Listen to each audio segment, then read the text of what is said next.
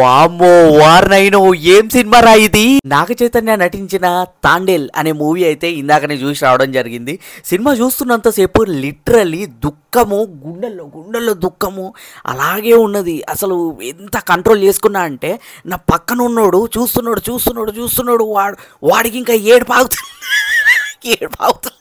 So వాడు control చేసుకుంటుండు. సినిమాలో అంత డెప్త్ ఉన్నది. ప్లాట్ విషయానికి వచ్చేసినట్లయితే మన హీరో నాగ చైతన్య అంటే వాళ్ళు ఉంటారు కదా ఫిషర్ మ్యాన్స్, వాళ్ళ గ్యాంగ్. సో చేపలు పట్టడానికి అని చెప్పేసి సముద్రంలోకి వెళ్తారు, అట్లనే బార్డర్ దాటేసి పాకిస్తాన్లోకి వెళ్ళిపోతారనమాట.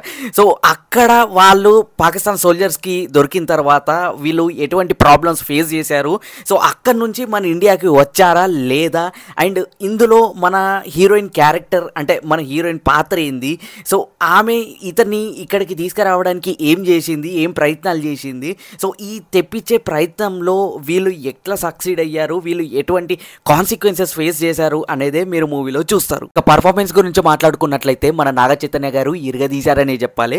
So next level performance. అసలు ఆయన ఎన్నో సినిమాలు ఉన్నాయి, హిట్ అయినాయి, కానీ ఇది కెరీర్లోని ది బెస్ట్ పర్ఫార్మెన్స్ కింద అవార్డు వచ్చినా తప్పులేదు. ఎందుకంటే అంత బాగా నటించిండు.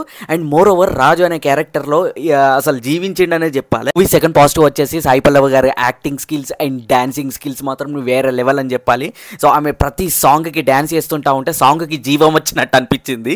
సో అంత బాగుంటాయి స్టెప్స్ అయితే, న్యాచురల్గా అనిపించింది. అక్కడ మత్స్యకారులు ఎలా ఉంటారు, సో వాళ్ళ జీవన శైలి ఎలా ఉంటుందో, సో అలాగే నడుచుకున్నది. ఇంకా నాగ చైతన్య అక్కడక్కడ కనిపించేసేస్తాడు, జర పాస్ కొడతాడు మనోడు. కానీ సాయి పల్లవి మాత్రం అక్కడనే పెరిగి అక్కడనే పెద్దగా అయినట్టు, సో మనం చాలా న్యాచురల్గా అనిపిస్తుంది. మూవీ థర్డ్ పాజిటివ్ వచ్చేసి స్క్రీన్ ప్లే నెక్స్ట్ లెవెల్ అనిపించింది. స్క్రీన్ ప్లే చూస్తున్నంతసేపు ఆ సినిమాటోగ్రఫీ కానీ, ఆ రిచ్ ప్రొడక్షన్ వాల్యూస్ కానీ, ఆ సముద్రం విజువల్స్ కానీ, సో అవన్నీ న్యాచురల్గా అనిపించాయి. అదే కాకుండా డిఎస్పి పాటలు, వామ్మో వార్నైనో, ఆ పాటలకైతే సినిమా థియేటర్లో ప్రతి ఒక్కళ్ళు హైలెస్ ఇట్లా పాటలు పాడుకుంటా. అదే కాకుండా ఇంకా 2 పాటలు ఉన్నాయి, అవి కూడా. సో ఆల్బమ్ బాగా పెద్ద హిట్ అయింది. ఎంత హిట్ కాకుంటే థియేటర్లో కూడా పాటలు పాడుతున్నారు. ఇంకా మూవీ నెగిటివ్స్ గురించి మాట్లాడుకున్నట్లయితే నెగిటివ్ వచ్చేసి నాకు ఒకటి అనిపించింది. ఏంటంటే సినిమా మనకి దేశభక్తి అండ్ లవ్ స్టోరీ ఇవి 2 మిక్సప్ చేసి గ్రాండ్ చేసి మనం ఇది కొట్లిండ్రు.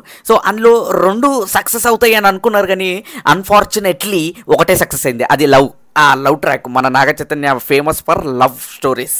సో ఆ ట్రాక్ మాత్రమే బాగా నడిచింది. ఇంకొక దేశభక్తి ఏదో చూపిద్దాం అనుకున్నారు, కానీ అది అక్కడక్కడ పేలింది, అక్కడక్కడ మరీ పాతాళం పోయిందని అనే ఫీలింగ్ అయితే తెప్పించింది. సో కొద్దిగా బోరింగ్ అని స్క్రీన్ ప్లే అనేది నడిచింది. బట్ స్టిల్ ఈ మన హీరోయిన్ సాయి పల్లవి గారు అండ్ నాగ చైతన్య గారి యాక్టింగ్ ముంగట, వాళ్ళిద్దరి పోటీ యాక్టింగ్ స్కిల్స్ ముంగట కొద్దిగా రేసీగా నడిచింది. బట్ స్టిల్ కథనే కొద్దిగా డల్ అయిపోయింది. డైరెక్షన్ లో కొద్దిగా డల్ అయిపోయింది, రేసిగా ఉండాలా, కానీ చాలా నత్తనడక స్నేల్ లాగా పోయింది అనే ఫీలింగ్ అయితే కలిగింది. మొత్తానికి ఈ వీకెండ్కి ఫ్యామిలీతో అయితే మంచిగా హ్యాపీగా చూసి ఎంజాయ్ చేసే మూవీ అయితే నేను చెప్తాను. ఒక మంచి ఫీల్ తోటి అయితే బయటకు వచ్చిన, బట్ అనుకున్నంత ఎక్స్పెక్టేషన్స్ తోటి అయితే రాలేదు. బట్ స్టిల్ ఓకే, బాగా అనిపించింది సినిమా.